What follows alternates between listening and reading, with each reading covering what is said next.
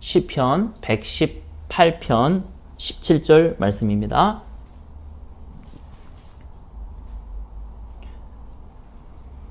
우리 한 목소리로 같이 봉독하겠습니다.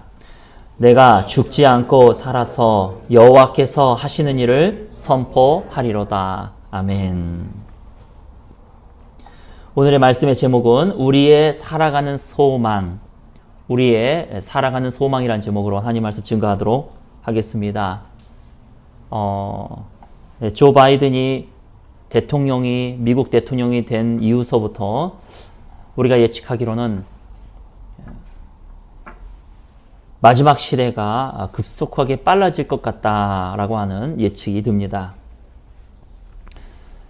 대통령 자리에 앉자마자 제가 알고 있기로는 거의 하루 이틀 사이에 행정명령을 몇 개인가 내린 걸로 알고 있습니다. 그 행정명령에는 정말로 반기독교적인 행정명령들, 그리고 글로벌 세력들의 행정명령들, 그리고 반트럼프적인 행정명령들을 내린 걸로 알고 있습니다. 대통령 자리에 앉자마자 이제 마음 먹었던 것을 이제 시작하는 것이죠. 그러다 보니까 이 마지막 시대에 우리 성도들이 어떻게 살아가야 될 것인가 하는 것도 아주 중요하게 보여집니다.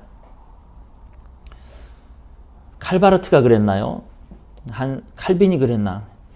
한 손에는 성경을, 그리고 한 손에는 신문을 들고 있으라고. 신학자들이야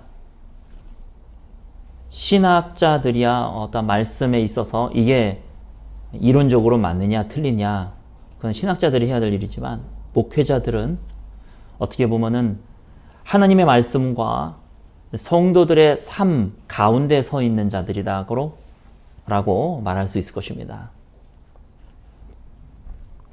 하나님의 말씀은 이게 진짜의 의미야 라고 하는 것도 중요하지만, 성도들의 필드 속에서 우리가 하나님의 말씀을 어떻게 적용해 갈 것인가 라고 하는 것, 우리가 지금 어느 자리에 있고 어느 위치에 있는가, 또 하나님의 말씀을 우리 성도들의 삶 속에서 어떻게 적용시켜야 되는가 하는 부분이 바로 설교자가 해야 될 일이라고 저는 생각을 합니다. 그래서 요즘에는 한 손에는 하나님의 말씀을, 또 한 손에는 세상이 어떻게 돌아가고 있는가 하는 것을 보게 됩니다. 그 상황 속에서 단순하게 하나님의 말씀은 이런 뜻이야 라고 끝내는 것이 아니라, 그러면 우리는 이 세상에서 어떤 마음으로 살아가야 되고 하나님의 말씀을 어떻게 적용시켜야 되는가 하는 부분들이 바로 우리 목회자들이 해야 될 일이다. 이제 그런 차원에서 때때로는 오늘과 같은 그런 말씀도 증거하려고 합니다. 또 우리 오늘 같은 말씀이 필요할 것입니다. 우리 시편 118편에 보면은 내가 죽지 않고 살아서 여호와께서 하시는 일을 선포하리로다. 우리 믿는 사람들은, 또 좁은 길을 걸어가고 있는 사람들은 자살이 허용되지 않습니다. 결국 자살이라고 하는 것은 살인이죠. 남을 죽이나 자기 자신을 죽이나 똑같은 것입니다. 좀 용기 있는 사람은 다른 사람을 죽이는 것이고, 외향적인 사람은, 그 다음에 내소적인 사람, 우울한 사람들은 남을 못 죽이니까 자기 자신을 죽이는 거라고 저는 봅니다. 근데 저는 자살은 살인이기 때문에 100% 그건 지옥행위라고 저는 봅니다. 요새 자유주의 신학자들이 가뜩이나 살기 힘들고 어려운데 자살을 지옥행위라 그러면서 성도들을 억압하고 있다느니 뭐 이런 말들을 꺼내고 있는 것을 보는데, 만만의 콩떡 어림도 없는 얘기입니다. 하나님의 진리는 자유주의 신학자들에 의해서 움직이지 않습니다. 여러분이 이 좁은 길을 잘 걸어가셔야 되는 것이, 미국의 70%가 자유주의입니다. 그나마 대한민국은 조금 남편이긴 하지만, 그러나 대한민국도 안심할 수 없는 것이, 대한민국 목사님들의 70%가 좌파입니다. 좌파는 결코 성경적일 수 없습니다. 공산주의, 글로벌리즘은 결코 성경적이 될 수가 없습니다. 그래도 감사하게도 감사한 건지 참 애통한 건지는 모르겠지만 결국은 성도들이 신학을 연구하기 시작하고 평신도들이 연구하고 평신도들이 뭔가를 하기 시작을 하더라고요. 저는 그것이 상당히 좀 한편으로는 우리 성도들이 깨어 있어야 되겠다. 성도들이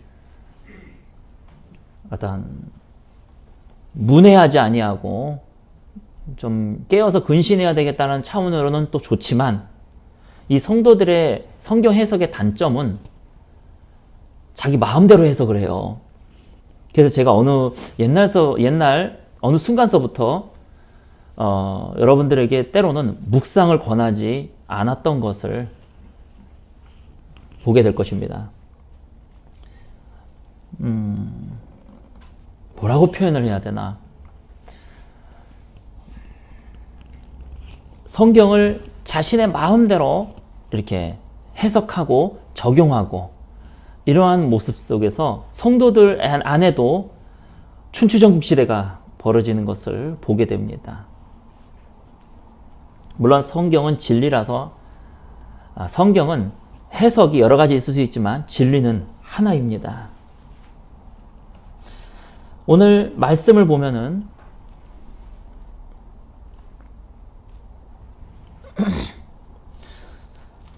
내가 죽지 않고 살아서 여호와께서 하시는 일을 선포하리로다. 우리가 죽고 싶어도 죽지 않는 이유는 우리가 살아가는 목적은 하나님의 하시는 일을 선포하기 위함입니다. 하나님의 영광을 선포하기 위함입니다. 이것이 우리의 삶의 목적이라고 하는 그 목적의식을 가져야 됩니다. 그것이 지금 이 시기에 우리 성도들이 왜 사는가라고 하는 부분에 대한 답입니다. 여러 가지 왜 사는가라는 이유가 있을 수 있습니다. 남편을 위해 살고 자식을 위해 살고 부모를 위해 살고 뭐를 위해 살 수 있습니다. 그러나 이러한 모든 것들에 내 삶의 목적을 두게 되면은 여러분은 곧 넘어지게 될 것입니다. 왜냐하면 내가 생각한 대로 인생이 안 돌아가거든요. 내가 생각한 대로 세상이 만만하지 않거든요. 지금은 글로벌리즘이 이제 팽배하게 시작되게 될 것입니다. 곧 머지않아 대한민국은 차별금지법으로 휘몰아치게 될 것입니다. 지금 교회는 전염병이라고 하는 것 때문에 폐쇄를 당하기도 하고 여러 가지 어려움 공경에 처해져 있습니다. 그러나 이제 그것이 어느 정도 좀 지나가는 것 같다 싶을 때는 차별금지법이 등장하게 될 것입니다. 모르겠습니다. 옛날 텍사스 휴스턴에서 좌파 주지사가 되었을 때 휴스턴에 있는 목사님들 설교문을 다 시청에다가 제출하라고 한 적이 있습니다. 근데 지금은 인터넷으로 방송을 하고 있으니까 뭐 제출할 것도 없겠죠? 시청에서 다 검열하겠죠. 그래서 동성애가 죄다라고 하게 되면은 수갑을 차고 들어가려는지 또 교회가 폐쇄되려는지 모르겠습니다. 그게 차별금지법이죠. 차별금지법은 역차별입니다. 그러니까 동성애나 그러한 성적인 부분에 대해서 음란함이다 뭐라고 뭐 얘기를 하게 되면은 오히려 혐오스러운 발언을 했다 그러고 잡아가는 이상한 시기에 있죠. 만약에 차별금지법에서도 살아남는다, 그 다음에는 종교인 과세법이 남아 있습니다. 정부는, 시청은 각 교회 장부를 들여다볼 수 있는, 재정 장부를 들여다볼 수 있는 권한이 있습니다. 그래서 언제든지 이거 왜 이렇게 썼는지, 또 세금 횡령했다는 식으로 잡아갈 수 있는 여건이 100% 마련됐습니다. 여러분의 목사가 혹시 세금 횡령으로 잡혀갔다라고 생각하시면은 여러분이 과연 시청을 믿을 것인지 아니면 여러분의 담임 목사를 믿을 것인지 결정하셔야 될 것입니다.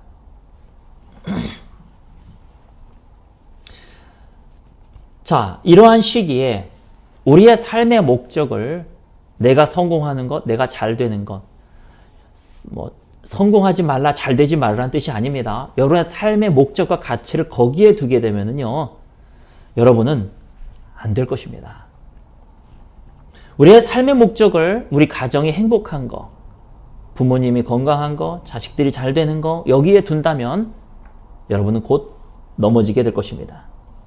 그래서 오늘 찬양마을교회 성도들에게 이 말씀을 증거하는 것입니다. 여러분의 삶의 목적은, 죽지 않고 살아있는 목적은 여호와께서 하시는 일을 선포하기 위함인 것입니다. 여호와의 영광을 선포하기 위함인 것입니다. 다른 말로 하나님을 찬양하기 위함인 것입니다. 2004년도에 김우영 감독이 팔복 시리즈를 2001년서부터인가 이렇게 만들었죠. 그 중에 최춘선 할아버지 그 방송이 이제 첫 번째였는데, 심령이 가난한 자는 복이 있나니, 그 세 번째가 2004년에 나왔습니다. 온유한 자는 복이 있나니. 거기에 보면은요, 정재환이라고 하는 시인이 등장합니다. 원래 이 사람은 시인은 아니었고요. 국어라는 사람이나 아니면 광화문 노점상에서, 광화문에서 뭘 하나 깔고 그 위에서 물건을 파는 그런 사람이었습니다. 반지하, 지하 같은 곳에서 참 외롭게 가난하게 살아가는 사람이었고, 선천성 뇌성마비가 있기 때문에 말을 제대로 하지 못해서 장가도 못 갔습니다.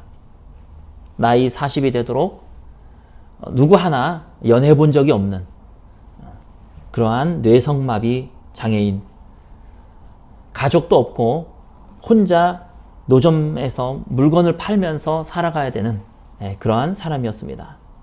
근데 그 영화 속에서 잔잔하게 계속 흘러나오는 뒷 노래가 내가 죽지 않고 살아서 라고 하는 찬양입니다. 아마 이 사람은요, 내가 살아가는 목적이 무엇인가? 다른 사람들은 시집도 가고 장가도 가고 자식도 키우는데 도대체 나는 나이 40이 되도록 왜 살아가고 있는 것인가? 아마 고민을 상당히 많이 했을 것입니다. 또 부자가 될 수 있는 확률도 없습니다. 근근히 그냥 끼니를 때우려고 노점상에서 물건을 팔고, 그러다가 단속반이 오면 또 도망도 가고, 도대체 내가 왜 살아가야 되는 것인가? 아마 그가 자기의 삶의 목적을 어떠한 잘 되는 것, 성공하는 것에 뒀다면 그는 평생 열등감 속에서 또 하늘을 저주하며 살아갔을 것이고, 자신의 부모를 원망하며 왜 내가 태어날 때서부터 뇌성마비를 가지고 병신으로 태어나서 말도 제대로 못하고 이럴 수 있는가? 그것도 좋은데 도대체 부모가 어디 있는지도 모르겠고 혼자 이렇게 외롭게 살아가야 되는가? 했을 것입니다. 그러나 그가 우리 주님을 만난 다음에 그의 삶의 목적은요, 내가 죽지 않고 살겠다. 내가 죽지 않으리라. 내가 살아갈 것이다. 왜냐하면은 여호와의 하신 일을 내가 선포할 것이다. 우리 하나님께 찬양 올리는 것, 그것이 삶의 목적이었고, 하나님이 하신 일에 대해서 선포하는 것, 그것이 그 정재환 씨의 삶의 목적이 되었습니다. 그러자 그가 살아갈 소망이 생기고 살아갈 힘이 있고, 그가 죽어서도 저 천국에서 예수 그리스도와 함께 잘했다, 충성된 종아 라고 살아갈 수 있는 그러한 소망이 생겼다는 것입니다. 그 가사를 보면 내가 죽지 않고 살아서 여호와의 하신 일을, 내가 죽지 않고 살아서 여호와의 하신 일을 나의 모든 삶과 내 노래로 주께서 하신 일을 선포하리라, 선포하리라, 선포하리라.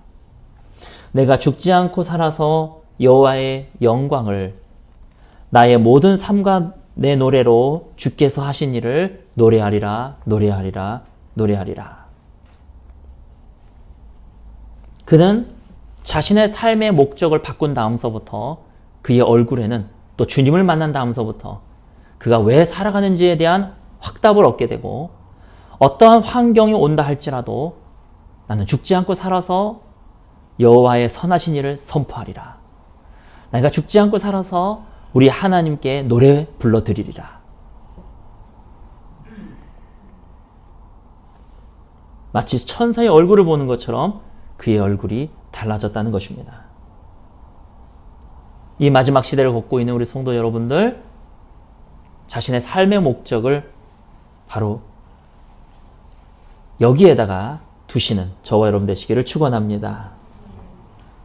우리 이사야서 43장 21절을 보겠습니다. 43장 21절 말씀.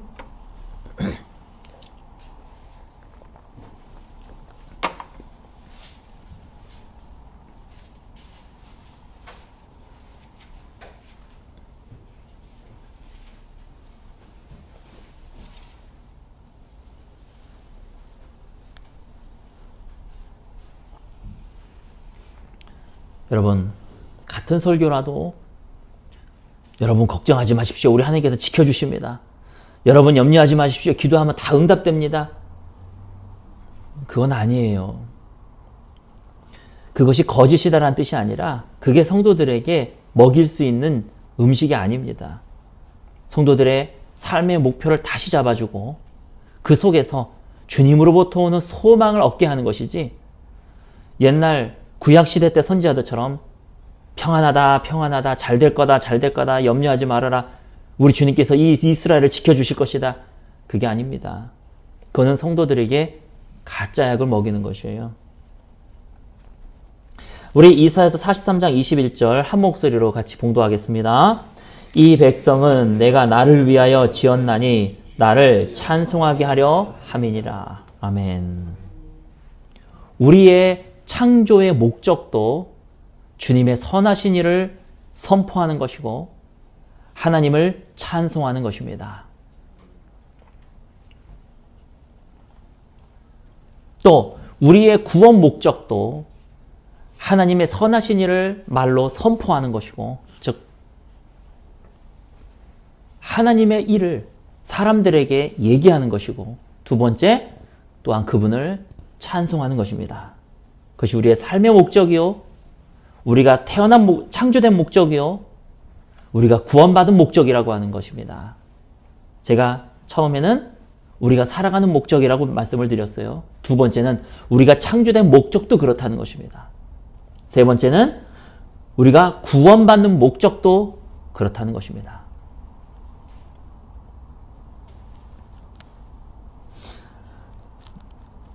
(2002년인가) (2003년인가) 독일 영화가 하나 나왔는데 신과 함께 가라라고 하는 영화예요. 뭐 구태여 이렇게 찾아서 볼 필요는 상황이 되시면, 나쁜 영화는 아니니까 상황이 되시면 보셔도 됩니다. 그러나 시간도 없는데 막 구태여 볼 건 없고 차라리 여러분이 우리 청교도들의 책을 읽으시길 바랍니다.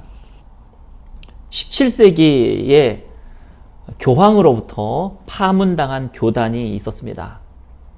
근데 이 교단이 왜 파문당했냐면은, 이 교단의 주로 교리 중에 하나가 뭐였었냐면은, 찬양을 통해서, 찬송을 통해서 찬송 중에 거하시는 하나님을 만날 수 있다, 그러한 교리를 갖고 있었는데, 그 당시에는 사제가 중간 역할을 했잖아요. 하나님과 내가 직접 기도한다든지 음성을 듣는다든지 이게 안 되잖아요. 근데 그 교리는 찬양이 중요한 게 아니라 이 찬양을 통해서 찬양을 불러서 파문당한 게 아니라 그것은 방법이고 그걸 통해서 하나님과 개인적으로 만날 수 있다, 이렇게 했기 때문에 파면을 당한 것 같습니다. 그래서 그 수도사들은요, 기도하면서 배호흡, 복식호흡을 계속 합니다. 하루 종일 복식호흡을 해요. 발성 연습하고. 그래서 그들의 예배는 모여서 그냥 찬양하는 거예요. 넌 소프라노, 넌 엘토, 난 테너, 넌 베이스. 근데 잘하긴 잘합니다. 영화상에서는요. 그래서 듣는 사람으로 하여금 참 좋다 느낄 수 있도록 합니다.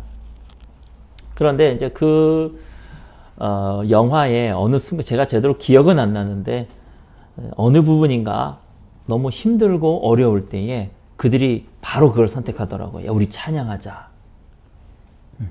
힘들고 어려울 때에 말을 못하게 하더라고요. 말을 하게 되면 원망 불평이 나오니까 말을 할 수 있는 시간만 딱 정해놓고 그 외에는 말을 안 하게끔 침묵 시간. 근데 딱 보니까 다들 어려워 보이거든요, 상황이. 그래서 바로 우리 이럴 때 찬양하자. 그리고 그 자리에서 찬양을 부르는데 너무나 아름답게 들리는 거예요. 무슨 어려움인지 이제 기억이 잘 안 나는데 여러분, 때로는요, 이것을 우리가 배워야 된다고 생각합니다. 때로는 내 입에서 어려움과 원망과 그런 것들이 나올 때에 때로는 우리는 침묵 시간도 필요하다고 봅니다. 그리고 그 입으로 우리 주님을 찬양하는 것입니다. 그리고 그들은 찬양 중에 임하시는 그 하나님을 느끼려고 그러고 그 하나님의 음성을 들으려고 하더라고요. 우리가 말을 한다고 무슨 해답이 있고 우리가 원망한다고 환경이 뭐가 달라지겠습니까? 그래서 그들은 찬양을 합니다.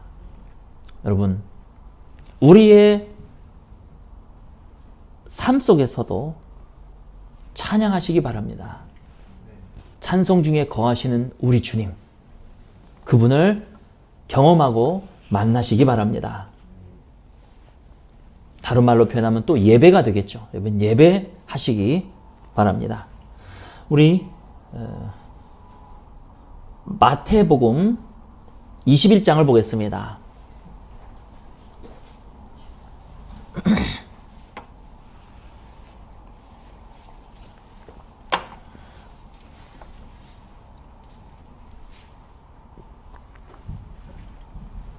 마태복음 21장에 보면은요, 우리가 때로는 이런 생각을 가질 때가 있단 말이죠.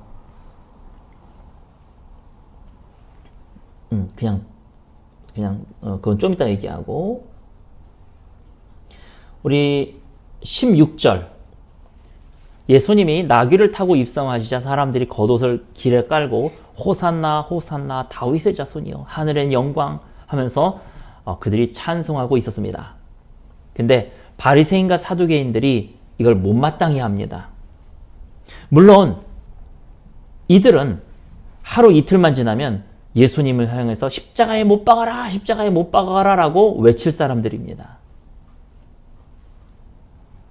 그들이 2, 3일 후에 180도 돌변해서 찬송을 부르던 그 입에서 예수님을 십자가에 못 박아라 라고 외칠 사람임에도 불구하고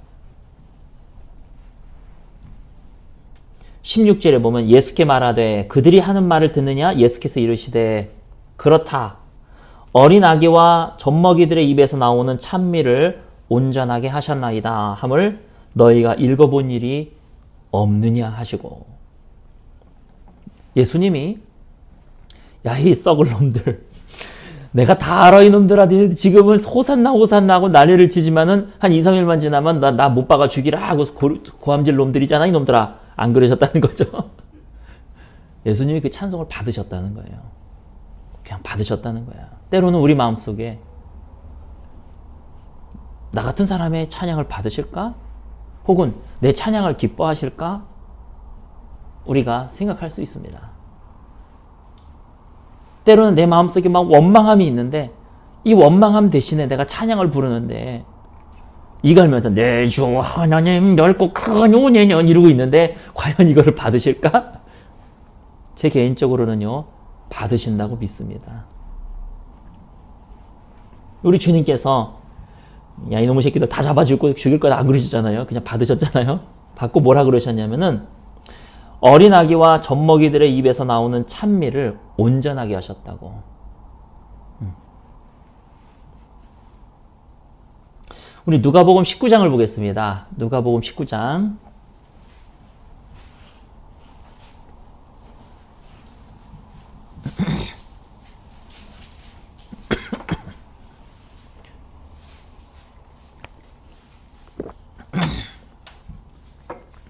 누가복음 19장 33절. 같은 부분을 누가복음에서는 이렇게 묘사하고 있습니다. 나귀 새끼를 볼 때에 그 임자들이 이르되 어찌하여 나귀 새끼를 푸느냐 대답하되 주께서 쓰시겠다 하고 그것을 예수께로 끌고 와서 자기들의 겉옷을 나귀 새끼 위에 걸쳐놓고 예수를 태우니 36절 가실 때에 그들이 자기의 겉옷을 길에 펴더라. 이미 감난산 내리막길에 가까이 오심에 제자의 온 무리가 자기들이 본 바 모든 능한 일로 인하여 기뻐하며 큰 소리로 하나님을 찬양하며 이르되 찬송하리로다 주의 이름으로 오시는 왕이여 하늘에는 평화여 가장 높은 곳에는 영광이로다. 무리 중 어떤 바리새인들이 말하되 선생이여 당신들의 제자들을 책망하소서 하거늘 대답하여 이르시되 내가 너에게 말하노니 만일 이 사람들이 침묵하면 돌들이 소리 지르리라. 하나님이 말씀하시는 겁니다. 내가 찬양하지 않고 침묵하면 난 돌들을 명해서 대신 찬양 부르게 만들겠다 하는 말씀인 것이죠.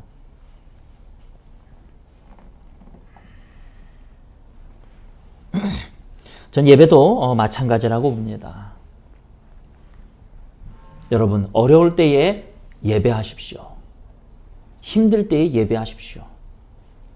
제가 오늘 두 가지를 말씀을 드리는 것입니다. 첫 번째, 우리가 이 마지막 시대를 살아가는 우리 성도들이 가져야 될 삶의 목적. 내가 죽지 않고 살아서 하나님이 하시는 일을 선포하리로다.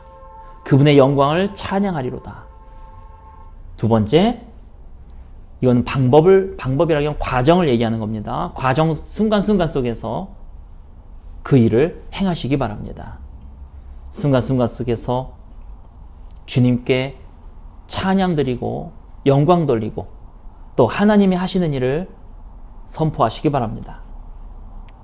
주님께서는요, 너희가 침묵하면 내가 돌들을 통해서 소리 지르게 하겠다라고 말씀하고 계시는 것입니다.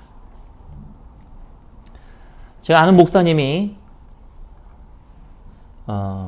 최근에 잠깐 이제 대화를 하다가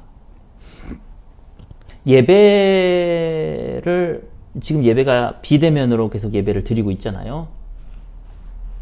이 비대면 예배를 드리고 있어가지고 성도들이 대면 예배 드릴 때가 그립다. 대면 예배 드리고 싶다. 이제 그러더랍니다. 처음에는 그러려니 이렇게 생각을 했어요. 그런데 그 중에서 대면 예배를 그렇게 드리고 싶어하는 한 성도가 있어가지고 지금 10% 이러잖아요. 의자의 10% 의자인가 어떤 평수의 10%인가 하여튼 모르겠는데 그래서 그 성도만 허용을 해줬어요. 당신은 와서 예배를 드리십시오. 처음 한 두세 번은 기쁘게 와가지고 예배를 드리는 겁니다. 근데 어느 예배 때에 문자가 오더랍니다. 목사님 오늘은 집에서 예배 드리겠습니다. 그래서 왜 그래요? 하고 물어봤더니 마치 내가 대면 예배를 드리던 집에서 예배를 드리던 자기의 선택인 것처럼 착각을 하고 있더라는 것이에요.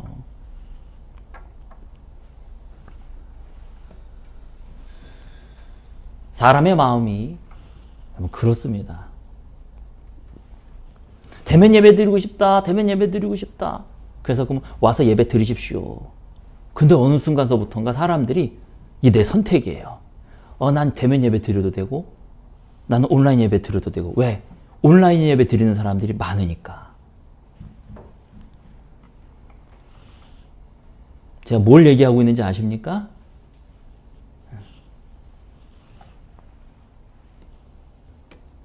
예배의 본질에 대해서 성도들이 모른다는 것입니다.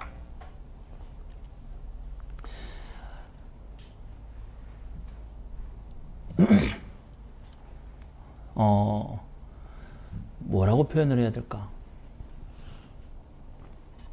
제가 예전에 교회는 공간의 개념이 아니라 같은 신앙을 쫓아가는 사람들의 모임입니다.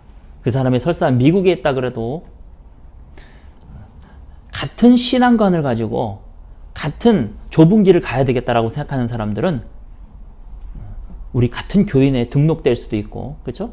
같은 교인입니다라는 얘기는 뭐 등록 가능하다는 얘기잖아요. 꼭 같은 공간에 모이지 않더라도. 이제 그 얘기를 한 것은요, 이제 여러분 중에서 누가 그랬다는 얘기는 아니지만, 이제 높아심에서. 그분은 여기 올 수가 없는 상황이고, 그분은 여기가 안 되기 때문에, 하지만 같은 신앙을 가지고 같이 한 무리에 섞여가지고 신앙생활을 하고 싶기 때문에 그런 성도들은요, 온라인 예배가 될 수 있습니다. 그러나 예배에 오라고 하는데 마치 이것이 내 선택인 것처럼 내가 가고 싶을 때 온라인 예배 드리고 가고, 그러니까 어차피 내 티오는 있는 거 아니냐, 내 자리는 있는 거 아니냐, 그럼 내가 가고 싶을 때 가고 내가 온라인 예배 드리고 싶을 때 드리고, 이거는요, 당신은 예배 드리고 있는 게 아닙니다. 당신에게 있어서는 아니라는 것이. 예전에 온라인 예배 이런 얘기 없었을 때는요, 성도들은 주일 성수해야 된다고 생각했습니다. 그래서 때로는 외국에 있다가도 주일날 되면은 들어와가지고 예배 이 자리를 지키려고 노력을 했습니다. 근데 어느 순간서부턴가 온라인 예배도 예배로 인정하는 분위기로 가면서부터 놀러가서 어차피 온라인 예배니까 집에서 예배드리나 놀러가서 예배드리나 똑같은 거 아니에요. 어차피 온라인인데 예배의 본질이 퇴색된다는 것입니다. 저희 교회에도 전라도 광주에서 여기까지 못 오기 때문에 온라인으로 예배드리는 분이 있습니다. 그분에게는 온라인 예배가 예배입니다. 그러나 여기 스텝으로 와야 되는 지체들 혹은 TO를 허락해준 사람들인데, 내가 집에서 예배드리고 오늘 상황이 좀 그래서 집에서 예배드리겠다? 그 사람에게는 예배가 아닙니다. 예배는 그런 식으로 드리는 것이 아니죠.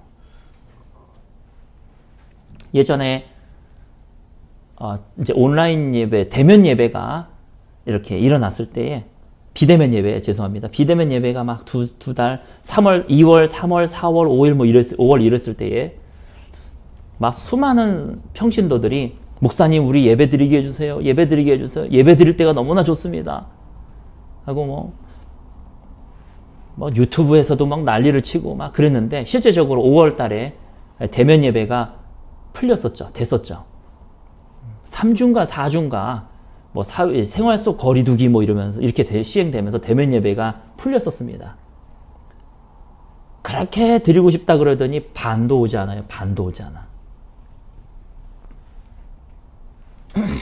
대면 예배가 풀리자 이제 내 선택이라는 거예요. 내가 어차피 여태까지 온라인 예배 드렸는데 내 선택이라는 거예요. 그런 거 없습니다. 예배는 하나님을 위해서 드리는 것이지 내 자신을 위해서 드리는 것이, 그건 둘째 문제이고, 우리 주님께 내가 죽지 않고 살아서 하나님의 이 하신 일들을 선포하고, 내가 죽지 않고 살아서 우리 주님의 영광을 찬송하리로다. 그것이 여러분의 목적이 되어야 된다는 것입니다.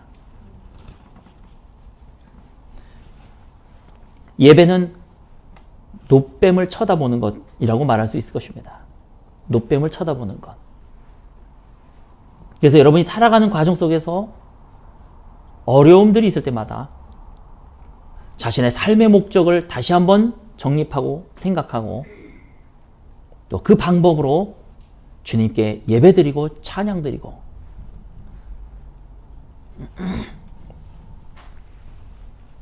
주님 앞에 나아가시는 저와 여러분 되시기를 예수님의 이름으로 축원합니다. 우리 같이 기도하시겠습니다. 제가 기도하겠습니다. 하나님 아버지, 오늘 우리의 마음을 다시 점검합니다. 하나님 아버지, 우리의 심령 가운데에서 하나님을 만나게 하시고 우리의 심령 속에서 우리의 삶의 목적이 내가 죽지 않고 살아서 여호와의 하신 일을 선포하리로다. 사람들에게 선포하고 하나님께는 영광 돌리는, 찬송 드리는 그것이 우리의 삶의 목적이 되게 하시고 매 순간마다 우리가 원망과 불평은 침묵함으로, 그리고 주님 앞에 찬양 올려드림으로, 예배드림으로 주님 이끌어 주시는 손을 붙들고 갈 수 있도록 우리 성도들을 축복하여 주시옵소서. 감사와 찬양을 드리며 예수님의 이름으로 기도합니다. 아멘. 다 같이 일어나셔서 찬송가 1장 부르시고 축도로서 예배 마치도록 하겠습니다.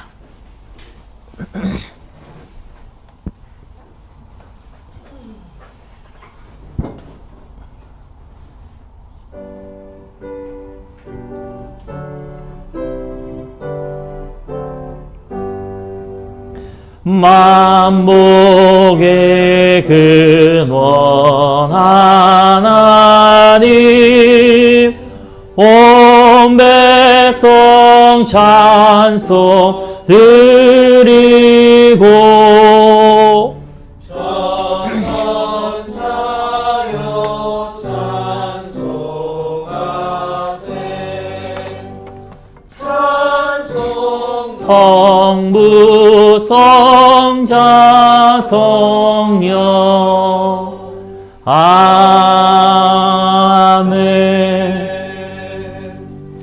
지금은 우리를 구원하시는 그 크신 하나님의 은혜와 우리 주 예수 그리스도의 사랑하심과 성령님의 감화 감동 교통하심의 역사가 오늘 말씀을 듣고 가슴속 깊이 자신의 삶의 목적을 조정하고 주님 앞에 초점을 맞추는 우리 귀한 백성들의 머리 위에 심령 가운데, 가정 가운데, 일터 가운데, 교회의 헌신 가운데, 특별히 북녘 땅과 미국 땅과 5대양 6대주 가운데 지금부터 영원토록 함께 하시기를 축원하옵나이다. 아멘. 오늘 예배를 통해서 아버지, 우리 성도들을 함께 하시고 우리 성도들 한 사람 한 사람의 삶의 목적이 주님 앞에 조정될 수 있도록 은혜 베푸소서. 은혜 베푸소서.